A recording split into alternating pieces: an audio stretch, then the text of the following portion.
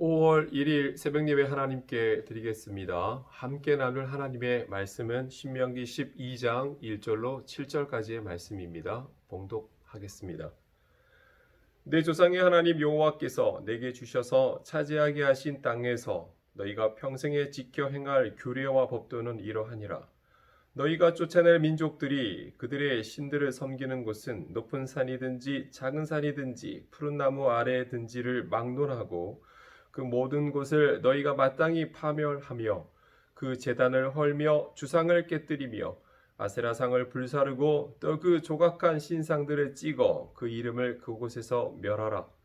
너희 하나님 여호와께는 너희가 그처럼 행하지 말고 오직 너희 하나님 여호와께서 자기의 이름을 두시려고 너희 모든 지파 중에서 택하신 곳인 그 계실 곳으로 찾아 나아가서 너희의 번제와 너희의 제물과 너희의 11조와 너희 손의 거제와 너희의 서원제와 낙헌 예물과 너희 소와 양의 처음 난 것들을 너희는 그리로 가져다가 드리고 거기 곧 너희의 하나님 여호와 앞에서 먹고 너희 하나님 여호와께서 너희의 손으로 수고한 일에 복 주심으로 말미암아 너희와 너희의 가족이 즐거워할지니라.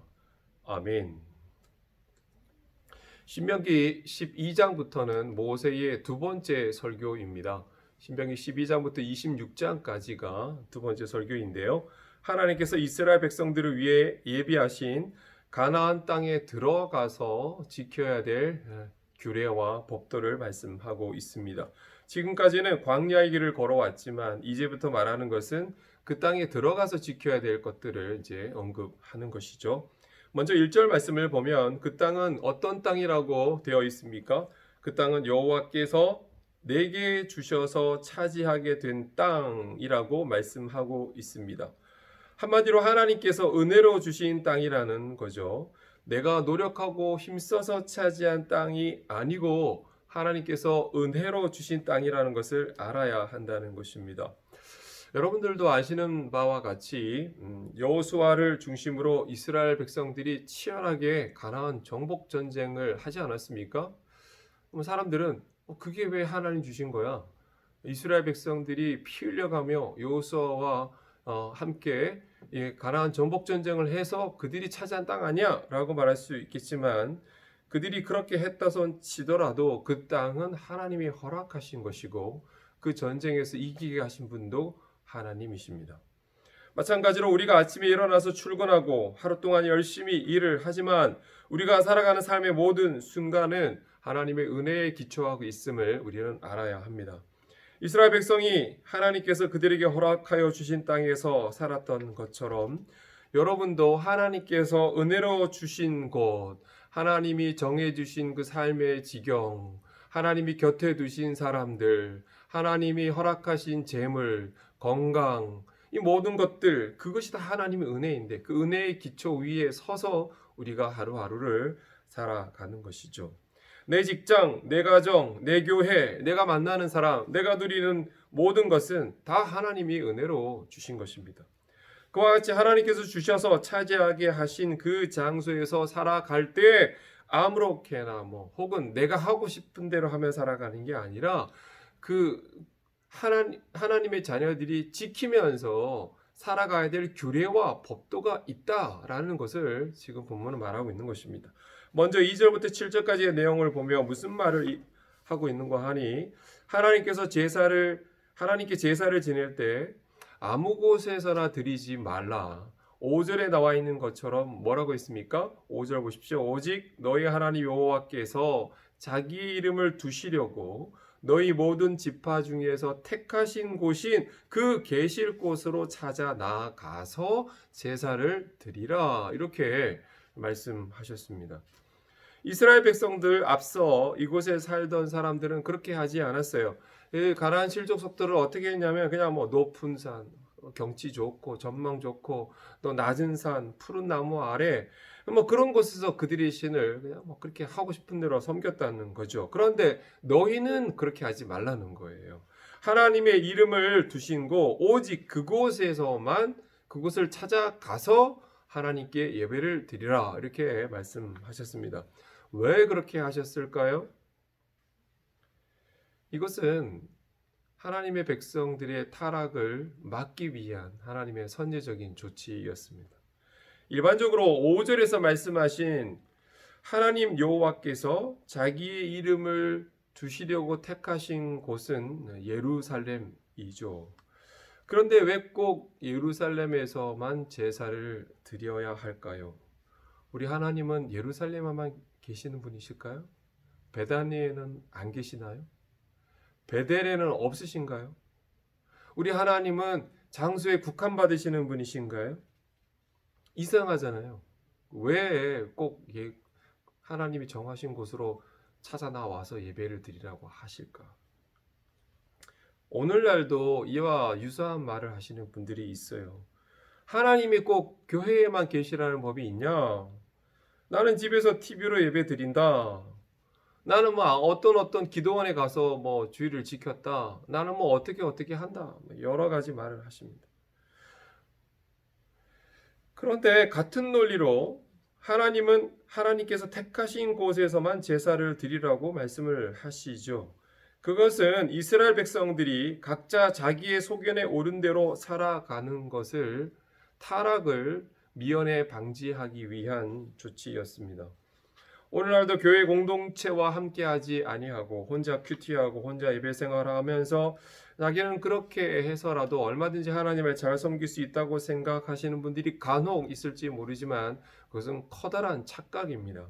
8절에서 주님께서 하신 말씀이 뭡니까? 오늘 여기에서는 각기 소견대로 했지만 거기에서는 그렇게 해서는 안 된다라고 말씀하십니다. 오늘 여기는 어디예요? 거기는 또 어디고요? 오늘 여기는 어디냐면 시내산에서 모압 땅에 이르기까지 그 과정, 그 광야의 길. 오늘 여기에서는 너희가 그렇게 했다 할지라도 거기에 가서는 그렇게 하면 안 된다는 거예요. 광야에서는 여러분 여기서도 예배드리고 또 그 장막을 들고 옮겨갔다가 저 동네 가서 거기다가 또 텐트 치고 장막을 설치 거기서 예배드리고 또 옮겨가서 예배드리고 그렇게 했어요. 그러나 가나안 땅에 들어가서는 절대로 그렇게 하지 말라는 거예요. 그러므로 우리는 교회 중심의 신앙생활이 성경적입니다. 진관교회 성도들에게는 하나님께서 진관교회라고 하는 예배의 장소를 지정해 주셨습니다. 하나님은 어디에든 계신 분이시고요. 또 뭐 다 계신 어디서든 다 존재하시지만 그러나 우리에게 허락하신 예배의 장소는 여기라는 것을 여러분 기억하셔야 됩니다. 그럼 우리는 부득이한 일이 없는 경우에는 이 본교회를 찾아와서 함께 예배를 드려야 되는 것이죠. 또한 여기 보면 첫 번째는 장소를 말했고요. 둘째는 누구와 함께 예배해야 하는가를 말씀하고 있습니다. 12절의 말씀을 함께 보겠습니다. 12절입니다. 너희의 자녀와 노비와 함께 너희 하나님 여호와 앞에서 즐거워할 것이요 내 성중에 있는 레위인도 그리할지니 레위인은 너희 중에 분깃이나 기업이 없음이니라 라고 했습니다. 먼저 가족을 말하고 있죠. 혼자 신앙생활하는 게 아니에요. 심지어 노비와 성중에 거하는 레위인들까지 예배를 동참하게 하라라고 말하고 있습니다. 여러분 신앙생활은 혼자 하는 거 아닙니다. 혼자 예배당에 예배 예배 종소리 딱 울리면 와서 예배드리고 설교만 듣고 목사님이 앞에 와서 인사하기도 전에 확 가버리고 다른 사람하고는 뭐 엮이면 걔 머리 아프니까 난 그냥 예배만 드릴래. 누가 와도 교제하지 않아. 이건 엮이면 머리 아파. 나 혼자 할래. 이러고 그냥 혼자 왔다 갔다 하시는 분들이 있죠. 네. 아무하고 엮이지 않으니까 편할 수는 있겠지만 여러분 성경적이지는 않습니다. 신앙생활을 함께 하는 거죠. 함께. 심지어 노비도 너희 중에 있는 노비도 예배케 하라고 했습니다. 여러분 뭐 집집마다 노비가 한 명 있는 사람도 있겠고요. 노비가 뭐 2명, 뭐 10명, 뭐 30명, 노비를 뭐 50명, 100명 두고 있는 사람도 있겠죠. 그런데 여러분 생각해 보십시오. 노비 한 명이 하루를 놀지 않고 일을 하면 그 노비가 벌어들이는 그 이익이 그 주인에게 고스란히 가는 거 아니겠어요? 만약에 내가 노비를 30명을 거느리고 있는데 그 사람이 안식일을 여러분 굳이 지키지 않고 30명이 여러분 하루를 일하면 그 30인만큼의 이득이 그 사람한테 고스란히 가는 거예요. 그걸 하루로 따져도 30인분인데 1년 365일, 10년, 20년, 30년 그렇게 노비로 하여금 일을 시키면 주인이 얼마나 많은 막대한 부를 챙기겠습니까? 네? 아마 하나님께서 이렇게 명령하지 않으셨더라면 거의 대부분의 사람들이 절대로 노비를 쉬게 하지 않았을걸요? 일주일에, 그것도 아주 정기적으로 일주일마다 꼬박꼬박 하루를 온통 안식하게 하라는 게 하나님의 명령인데, 누가 그런 엄청난 이 돈이 금액이 왔다 갔다 하는 일인데 누가 그렇게 막대한 여러분 금전적 손해를 감수하고 그 노비들을 하루 종일 놀도록 만들겠습니까? 아무도 안 했을 거예요. 하나님께서 율법으로 노비도 함께 예배 드리라고 이렇게 못을 박았죠. 이거 약자에 대한 배려가 숨겨져 있는 것입니다. 셋째로는 여러분 어떤 제사를 드리라고 했는지도 우리가 봐야 되는데요. 6절에 보면 번제, 희생의 제물, 11조, 거제, 서원제, 낙헌제, 짐승의 처음 낳은 것들이라고 말씀하고 있습니다. 방금 둘째를 제가 언급할 때 노비들을 언급했고요. 그 다음에 뭘 얘기했냐면 성중에 있는 레위인도 같이 예배 드리라고 했는데 그 다음에 나와 있는 문구를 잘 봐야 돼요. 레위인도 함께 예배 드리라 이렇게 하고 딱 끝나면 되는데 뭐라고 부연을 하셨냐면 레위인은 너희 중에 분깃이나 기업이 없음이라. 이 사람들은 분깃도 없고 기업도 없는 사람들이라는 말을 굳이 거기다가 집어넣었어요. 그냥 넣은 구절이 아니에요.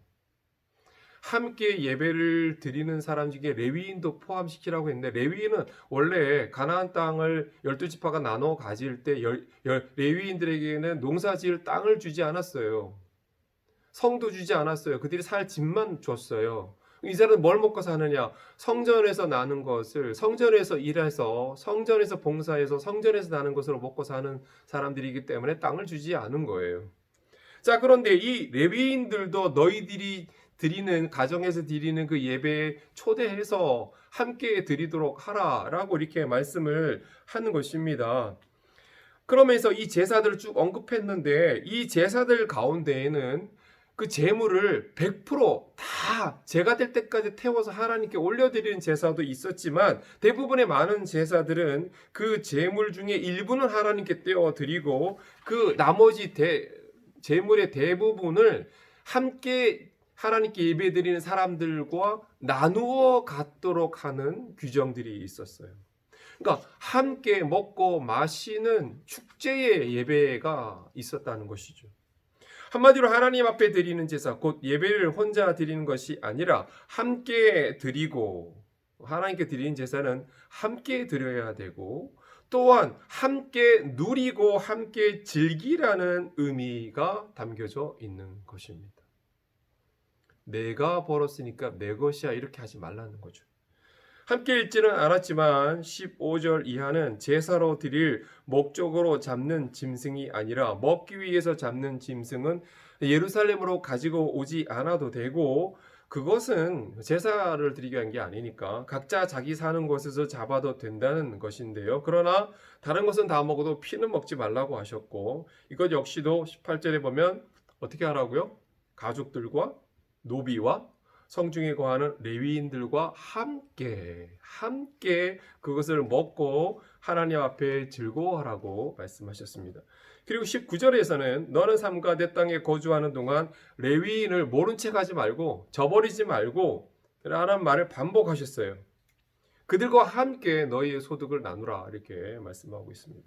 자, 이 말씀들을 오늘 이 말씀을 한마디로 요약하면 뭐냐면 십계명 말씀을 하고 있는 거예요. 너는 나 위에 다른 신을 내게 두지 말라는 그 말씀과 또한 율법과 선지자의 대강령 중에 하나인 하나님을 사랑하고 내 이웃을 내 몸처럼 사랑하는 그 말씀이 오늘 이 본문 속에 여러분 이게 구체화되어져서 삶의 구체적인 규정으로 이게 풀어서 말씀하고 있는 것이죠. 오늘 사는 저와 여러분에게도 이 계명은 준엄한 명령입니다. 우리는 여전히 성전 중심의 삶을 살아야 하고요. 예배 중심의 삶을 살아야 합니다. 그것이야말로 우리가 이 땅에서 수고하고 수고할 뿐만 아니라 잘 되고 형통케 되는 비결인 줄로 믿습니다. 여러분, 하나님 우리에게 주신 공동체, 그 공동체는 여러 가지가 있죠. 그 가정 공동체, 그 교회 공동체를 귀하게 여기시고 소중히 여기시고 감사히 여기시고 여러분, 그 하나님이 여러분과 이 고단한 인생길을 걸어가면서 함께 하라고 주신 그 공동체와 함께 기쁨을 나누고 함께 그들과 더불어 하나님을 잘 받들어 섬길 수 있는 여러분 모두가 되시기를 주의 이름으로 축원드립니다. 기도하겠습니다. 사랑의 주님, 우리가 걸어가는 이 광야의 길이 비록 고단하지만 우리가 혼자이지 않게 해주시고 우리에게 좋은 아내, 좋은 남편, 좋은 아들, 딸들, 좋은 부모님, 또 형제들 허락해 주시니 감사합니다. 일할 수 있는 일터를 주신 것도 감사하고 또 교회에서 믿음의 좋은 동력자들 허락하여 주셔서 함께하는 신앙생활 할 수 있도록 우리의 삶의 장을 베풀어 주신 것도 감사드립니다. 온 천지가 다 진동하며 아름다운 꽃들을 하나 빚어내고 하늘은 푸르고 하나님의 들판은 하나님 아버지 넓게 펼쳐져 있는데 이 모든 것들이 하나님께 우리에게 주신 선물인 줄로 믿습니다. 그 하나님의 은혜에 늘 감격하며 감사하며 내게 주신 사람들과 그 모든 축복을 나누며 살아갈 수 있는 우리의 모습들 되어줄 수 있도록 인도해 주시옵소서. 무엇보다도 하나님 앞에 올바른 예배자, 정말 하나님을 잘 섬기는 훌륭한 예배자로 늘 주 앞에 서 있을 수 있는 우리의 모습들 되어지게 인도해 주시옵소서. 예수님의 이름으로 기도 올리옵나이다. 아멘.